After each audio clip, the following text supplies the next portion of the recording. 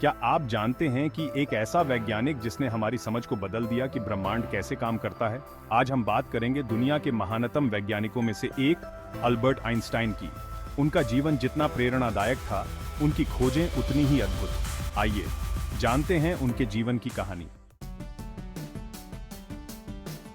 Albert Einstein का जन्म 14 मार्च 1879 को जर्मनी के एक छोटे से शहर उल्म में हुआ था।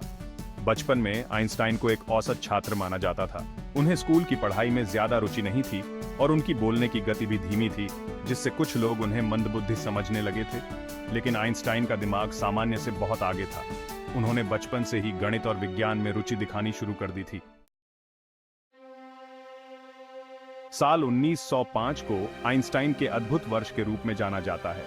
इस साल उन्होंने 4 महत्वपूर्ण शोध पत्र प्रकाशित किए, जिसने विज्ञान की दुनिया में क्रांति ला दी।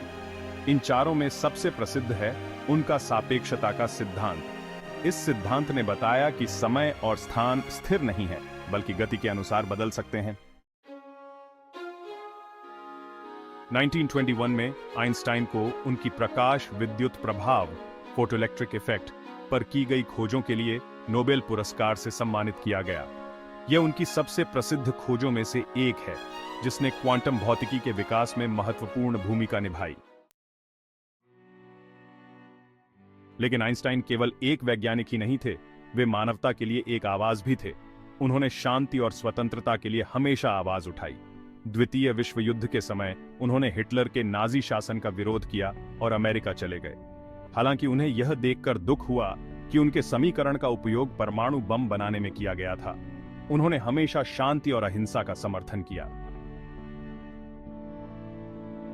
18 अप्रैल 1955 को इस महान वैज्ञानिक ने अंतिम सांस ली, लेकिन उनके विचार, उनके सिद्धांत और उनके योगदान सदियों तक विज्ञान की दुनिया को रोशन करते रहेंगे। एल्बर्ट आइंस्टाइन ने एक बार कहा था, कल्पना ज्ञान से अधिक महत्वपूर्ण है।